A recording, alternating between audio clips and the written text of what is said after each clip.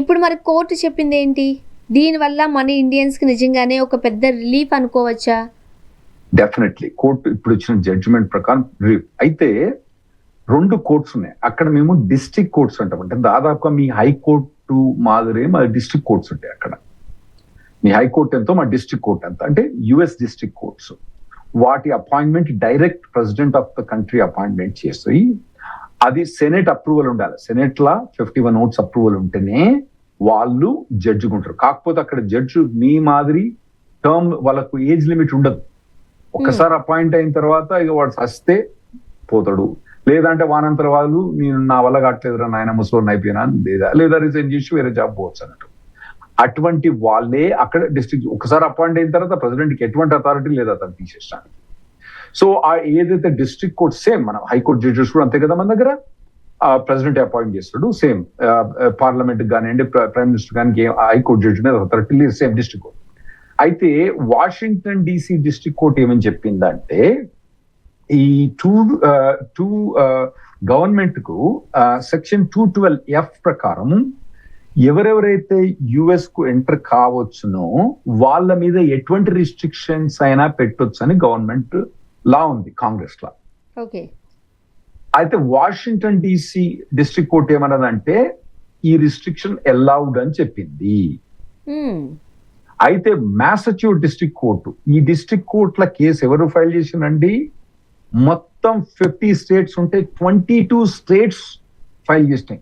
22 states మాకు ఈ $100,000 fee వద్దు అని చెప్పి ఆ 22 స్టేట్స్ మ్యాసచ్యూట్స్ కోర్టుకు పోయి ఆర్గ్యూ చేశారు.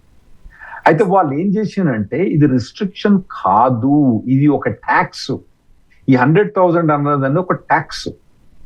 ఒకవేళ గనక ట్యాక్స్ వేయదలుచుకుంటే గవర్నమెంట్ కనుక ట్యాక్స్ వేయదలుచుకుంటే అది పార్లమెంట్ నుంచి పాస్ కావాలి. ఇది ప్రెసిడెంట్ ఎగ్జిక్యూటివ్ ఆర్డర్ ద్వారా తీసుకురావద్దని చెప్పి వీళ్ళు ఆర్గ్యుయేషన్.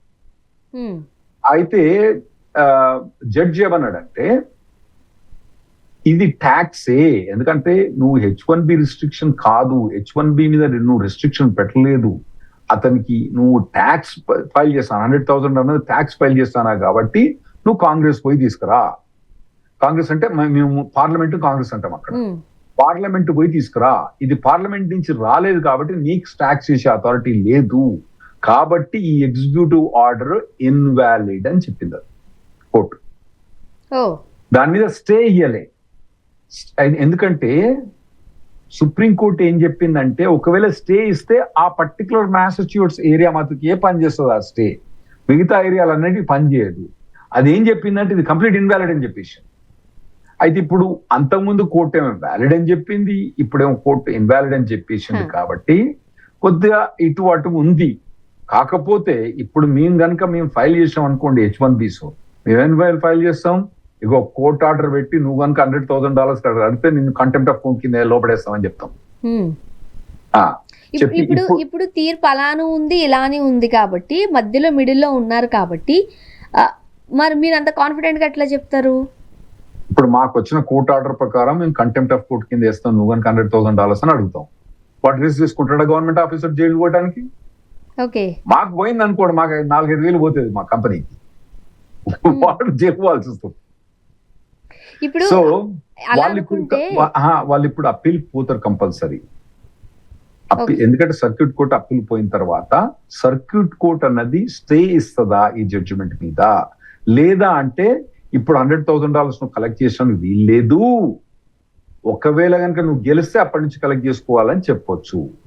సో ఇప్పుడు వాళ్ళు కంపల్సరీ అప్పీల్ పోతారు. ఎందుకంటే వాళ్ళు రిస్క్ తీసుకోరు కదా.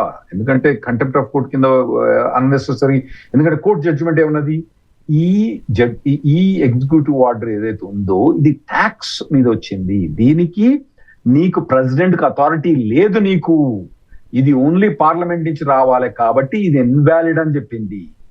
అంతకుముందు చెప్పింది నువ్వు $1,00,000 వసూలు చేసుకోవచ్చు అని చెప్పింది, నువ్వు ట్యాక్స్ వేసుకో. ఈ కోర్ట్ ఏం చెప్పింది, ఇది కంప్లీట్ ఇన్వాలిడ్ అని చెప్పింది. కంప్లీట్ ఇన్వాలిడ్ అని చెప్పింది కాబట్టి ఇగో నేను జడ్జిమెంట్ తీసుకొని నీ దగ్గరకు వస్తానా, ఇది ఇన్వాలిడ్ అని చెప్పింది. ఒకవేళ నువ్వు కనుక $1,00,000 అడిగితే నేను కంటెంప్ట్ ఆఫ్ కోర్ట్ కింద బొక్కలేసి పడేస్తా అని చెప్తాం. అప్పుడు మరి వాడు రిస్క్ తీసుకోడు కదా అతను. అలా అయితే ఇప్పుడు మన హైదరాబాద్ స్టూడెంట్స్ కి ఈ H1B వే ఏదైతే ఉందో అది మళ్ళీ ఓపెన్ అయినట్టేనా? అవునండి, ఓపెన్ అయినట్టు.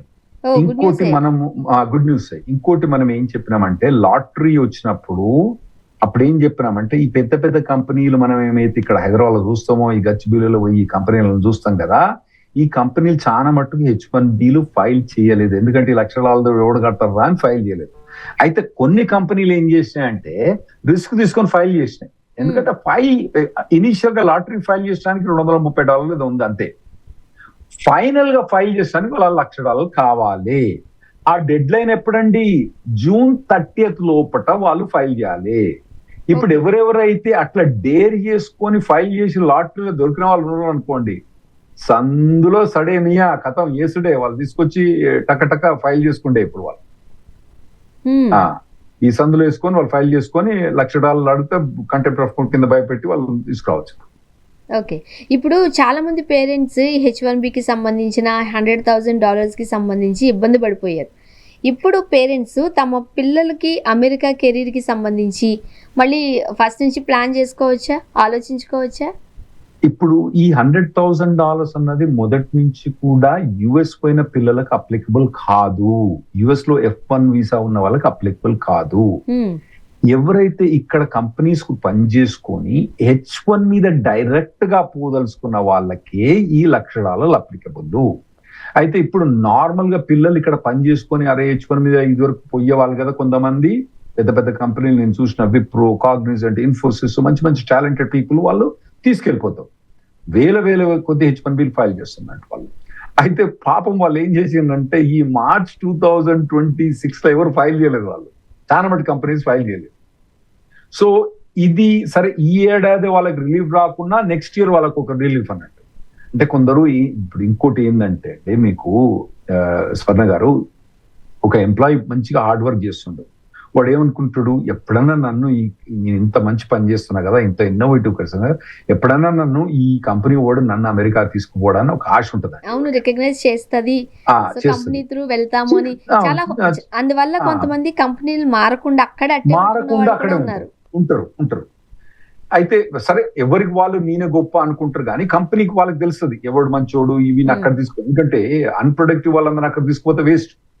మంచి ప్రొడక్టివ్ ఇన్నోవేటివ్ అతను ఉన్న అక్కడ తీసుకుపోతే వాళ్ళకి చాలా అడ్వాంటేజ్ ఉంటుంది కాబట్టి వాళ్ళు తీసుకుపోతారు కూడా అట్లా.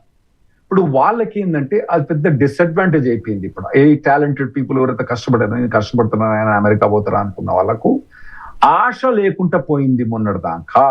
ఈ జడ్జిమెంట్ తోటి ఆశ వచ్చింది కానీ ముందు ముందు ఇది అప్పీల్స్ కోర్టు, సర్క్యూట్ కోర్టు అప్పులు పోతే ఏమైందన్న చూడాలి. ఇప్పుడు ఈ ఫీజు ఓన్లీ ఐటీ ఉద్యోగులకు మాత్రమే నష్టమా? ఇది ఐటీ ఉద్యోగులు ఒక్కటే కాదండి, యూనివర్సిటీలో హై లెవెల్ రిసెర్చర్స్ ఉంటారండి, డాక్టరేట్ పీపుల్ ఉంటారు. వాళ్ళందరికీ H1B లాటరీ సిస్టమ్ ద్వారా పోనక్కర్లేదు. వాళ్ళు ఇప్పుడు ఒక యూనివర్సిటీలో ఉన్నారనుకోండి, ఒక పర్టికులర్ రిసెర్చ్ చేస్తుండే అతను రిసెర్చ్ చేస్తే వాళ్ళు అమెరికా వాళ్ళు ఏం చేస్తారంటే వాళ్ళకి తెలిసిపోయింది, అమ్మ ఈ పర్టికులర్ టాపిక్ మీద let's say for example battery innovation ఉంది.